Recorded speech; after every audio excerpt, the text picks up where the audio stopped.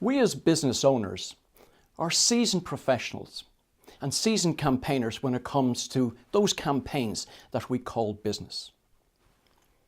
We fight the everyday battles, those battles that deliver increased profits, that reduce our costs, and that moreoverly drive efficiencies. We're familiar with those, we have to do them every day.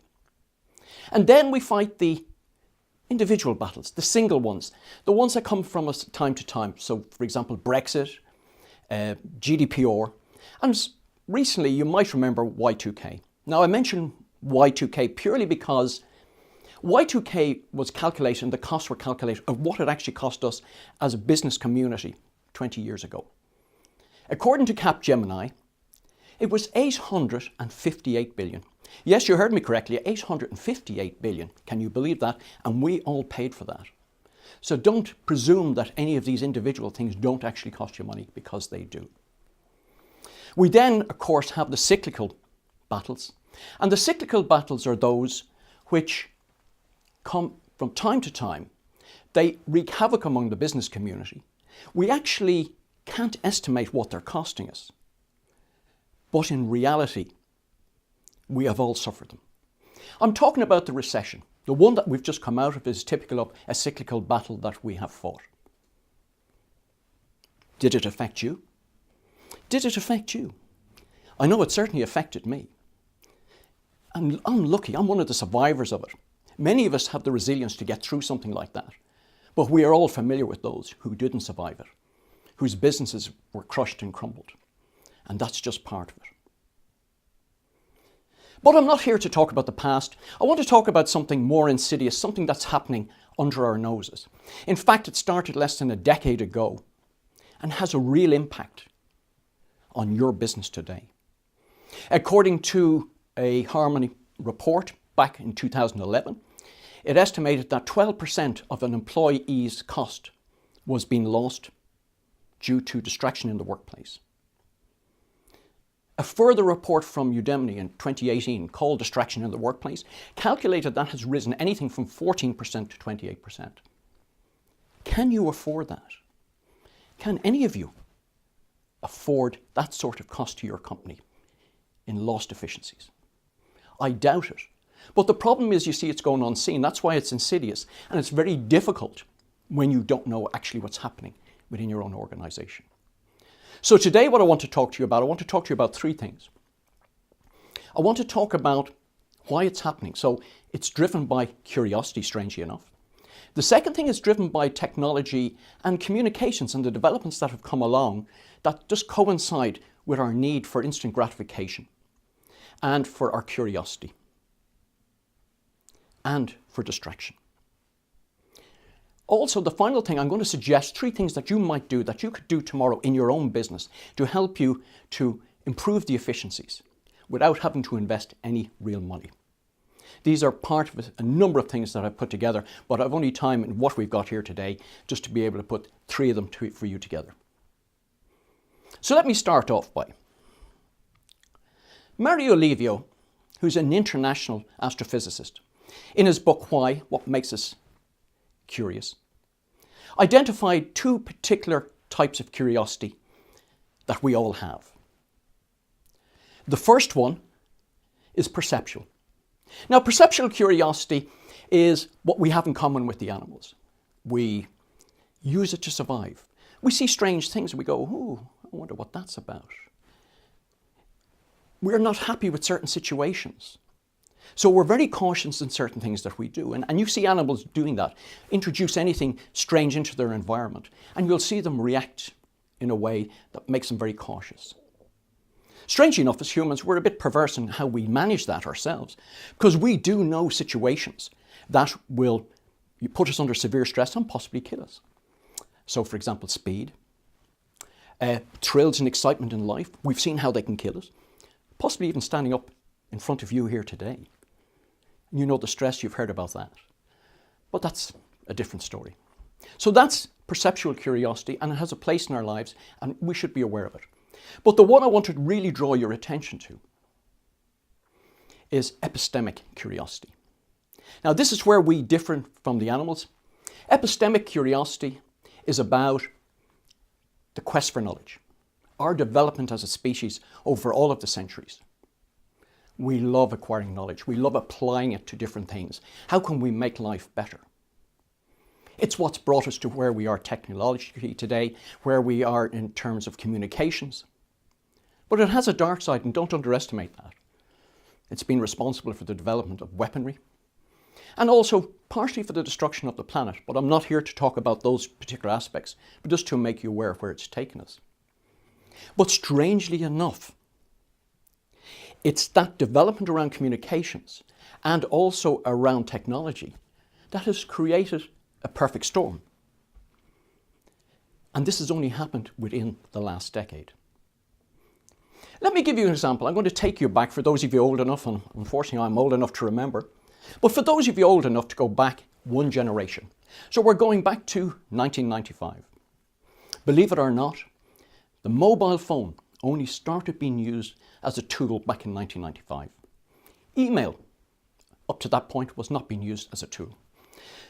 And even more recently, in the last decade, the smartphone has become available. So how has that impacted what's happening in the workplace and how it is affecting all of those employees that you have there and their costs? Let me take you back to my time. You went into the office for 8:30, 9 o'clock.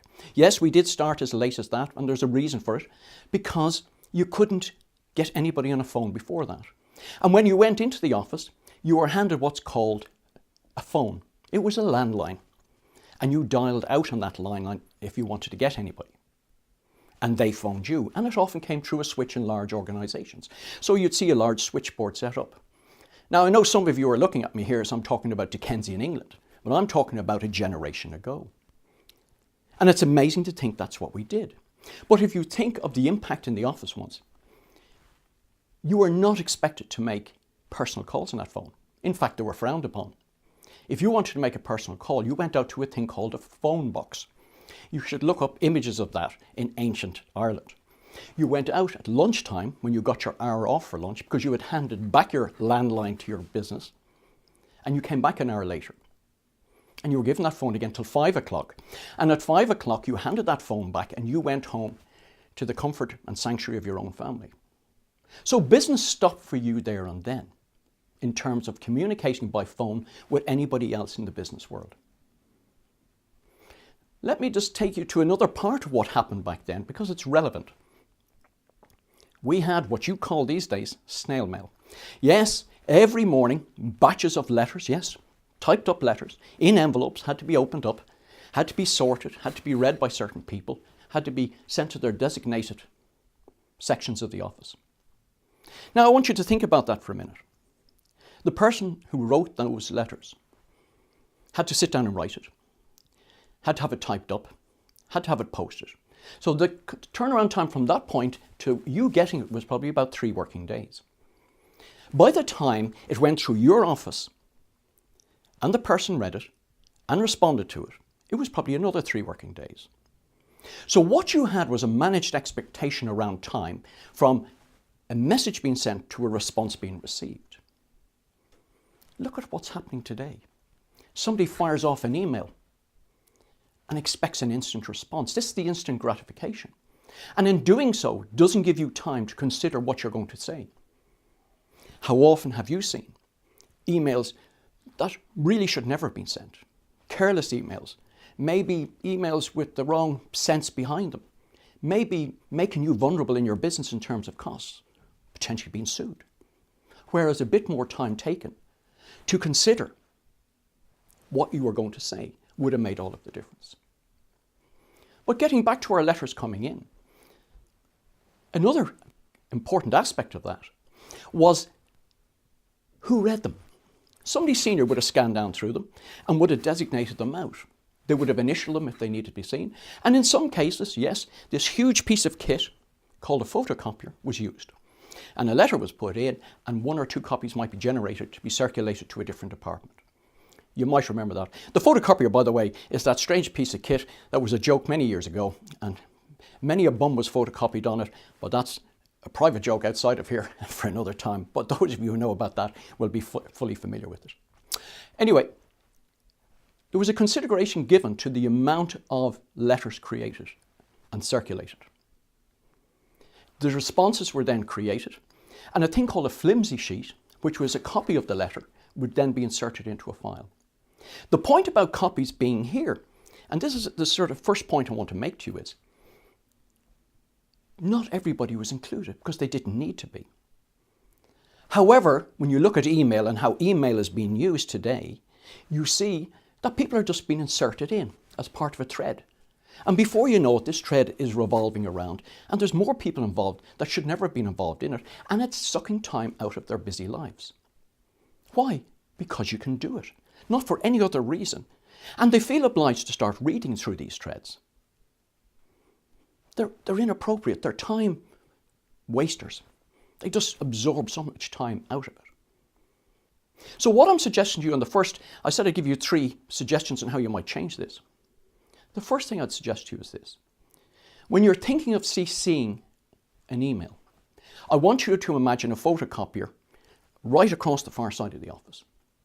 And you had to take this document and go across and put it through that photocopier and photocopy it. 1 time, twice, whatever. Is it worth the time spent to do that out of your life? The answer is probably no. And if you can apply that logic to emails as you're receiving them, that could significantly reduce the amount that are circulating the office and not being needed. The other thing too, which I think is very, very important to remember, is in terms of letters, the expectation on the person who sent them to getting them back was similar to yours. It would have been 5-6 working days. If you said in a letter, I expect your answer by return, it meant they might get it back in 3. So there was a code within it, and there was an expectation. I remember my own desk being snowed under with letters at certain times of the year in a bank.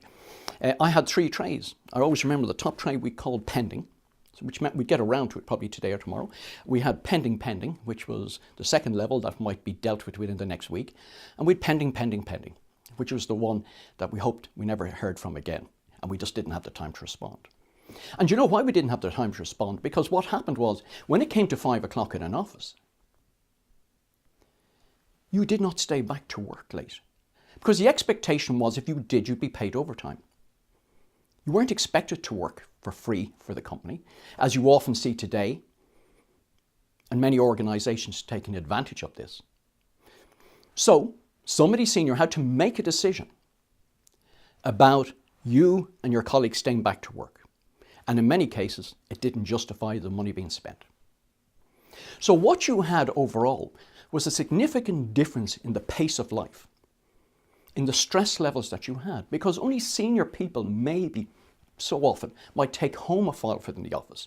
But generally you did not remove documents from an office unless you were of a senior level. So if you look at the day, let's just kind of recap on that day.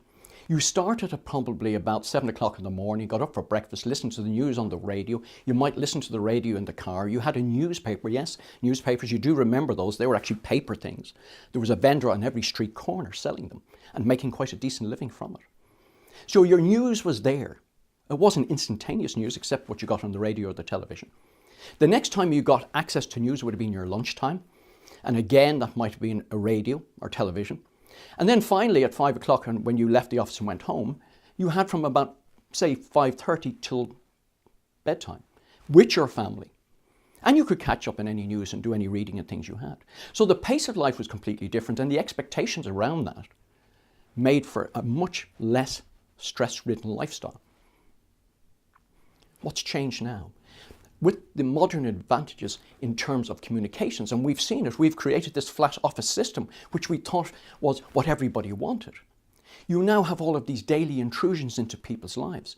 As I identified earlier, that the distraction rate, 74% according to Udemy, of people in the workplace are feeling stressed because they are being distracted from the work that they're doing. We've created that situation.